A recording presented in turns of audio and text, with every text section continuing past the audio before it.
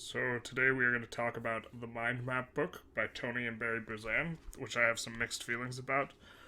Overall, what it discusses is the technique of mind mapping, which is something I like a lot.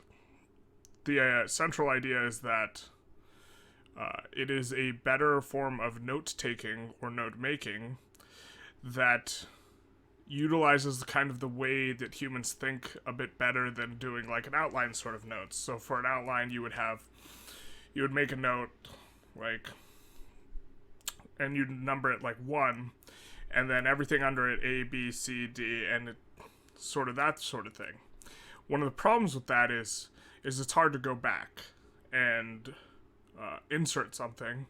Also, it's you kind of don't want to put something in unless you know it's important, and so it's stifling in a sort of sense for brainstorming.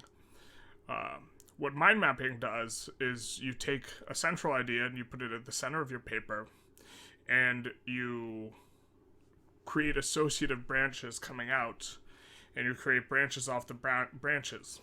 It's much more exploratory, it's much more associative, and one of the beauties is you can go back and add stuff much more easily than you can in a linear format with linear outlines. So, back to this book specifically, what this book provides is a whole bunch of examples of mind maps, how to mind map, and situations where mind mapping could be useful. So it talks about mind mapping with work, relationships, that sort of stuff, applications of mind mapping. I have mixed feelings on this book because I think parts of it are executed really well, and parts of it are executed not so well. So let's get into the ratings, and I think it will become fairly evident what I like and what I don't like. For utility, I gave it a 7. I really like mind mapping. The book is actually fairly quick to read. It's formatted in such a way that there's a lot of empty space, so while it's like 280 pages, there's tons and tons of pictures, of course, examples of mind maps, as well as pictures of nature, which the author sort of how should I put it, makes the argument that nature has a certain sort of architectural look, and that look resembles mind maps, and that's kind of the way we think. It's kind of more natural. One of the things I don't particularly like is I feel like there's a lot of pseudoscience-y justifications, unnecessary use of big words where another word would have been just fine or even better, that is much more accessible to the layperson. So I kind of feel like the author is making some attempt to sort of mysticize the subject and make mind mapping out to be something more mystical than practical. And so that I kind of don't like. For entertainment, I gave it a 3.5 because I would not call it abundantly entertaining, but it's an easy read. There are... Perhaps that's a bit harsh. It largely comes down to me not liking this style, which I gave a 3. And we'll go through right now. I like books that are not trying to make their author... I think good classical writing is when you, as an author, are trying to make your reader feel smart and not make yourself appear smart.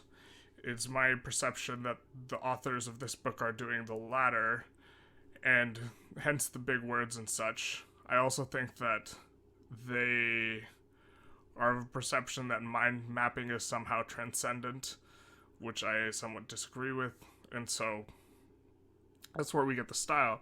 But that said, back to interest, I really like the book a lot, or I like the subject a lot. I find it very interesting. The authors, there's a ton of mind maps in here. They have a ton of points that I had not considered with my previous engagement in mind mapping.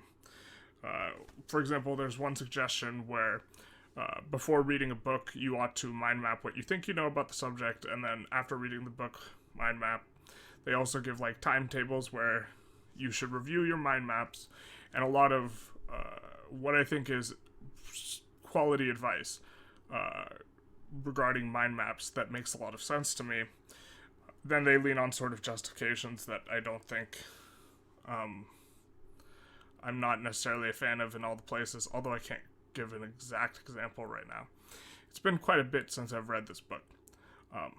But let's continue on. Novelty, I gave it an 8, which is quite a high score, and the reason being, I think if you are trying to sort through ideas and organize thoughts, and trying to do this in an efficient way, that mind mapping is just significantly better than outlining. And I think as a tool, it's... I think missing out on it, you engage in a lot more cognitive, let's say, busy work or leg work, trying to organize ideas when you don't have to. Or you just can't organize them, which is even worse. And so I think that it's pretty bad to be without mind mapping as a tool. But that said, you don't necessarily have to read this book to get it. So I was kind of left in a weird place as far as rating utility and novelty. I've read a couple books on mind mapping. Overall, I think this book is fairly average because there's a lot of interesting ideas coming out of it. But then I don't like the style, so I'm left in a bit of a lurch in terms of how I feel about the book. For readability, I gave it an 8. There are... the book is broken down in ways that are very easy to get through. Like, there is... see, if you look down the side, it's got simple directions and ways of breaking it down. There's a lot of mind maps in the book. Here's an example of one. See how it's rating, it's got a central theme, and you come out. Something that mind mapping does that I don't do, but this is universally suggested as far as I've read, is you use one word to do your branches and make associations. I think this is somewhat limiting, but you should try and keep the ideas in smaller chunks. And so, readability, very high. I have a hard time saying that the information in the book is bad or that it's like inaccessible or like low utility. It's just, maybe I would recommend a different mind map book. I don't even know if I would though. Incidentally, this book I think you can get for like $4 on eBay, so pretty low cost for an interesting thing to just leaf through. For difficulty, I gave it a 4. Overall, I felt the difficulty of the ideas is relatively not neutral, and I dinged them for what I thought was making their book more difficult than it had to be. And so I gave it a 4. But overall, this should be quite manageable for the average person. And you'll see what I'm talking about if you read it in regards to perhaps they're making the book more difficult than they need to. Like there's some, they make up terms in a few places, and it's like, well, okay, maybe you can make up a term. Probably doesn't need to sound that complex when you make it up. What are you going to do? Overall, I gave this book a 5.79. It's fairly solid. As far as recommendations go, this is going to be a little bit of a strange one. I recommend to everyone to look up mind mapping as an idea.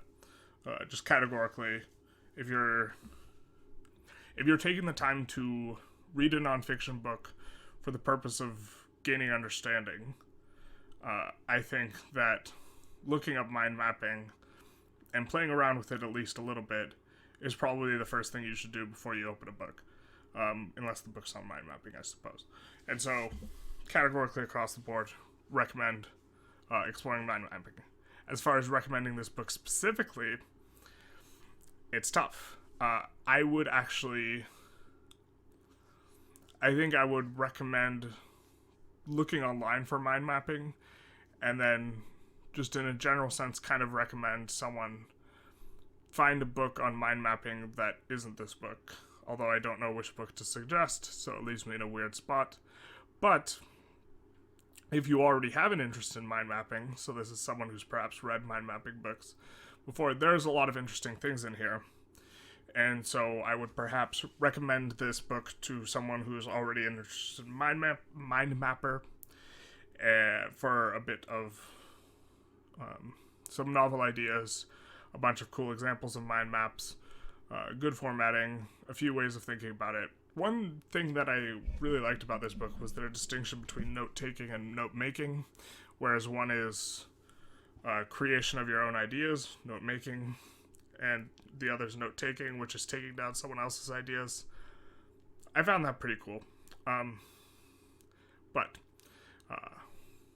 So there's the recommendations.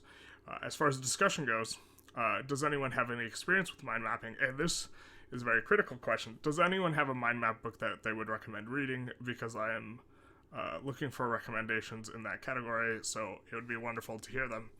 If you like this video, feel free to give it a like. If you want to see more, feel free to subscribe, and have a good one.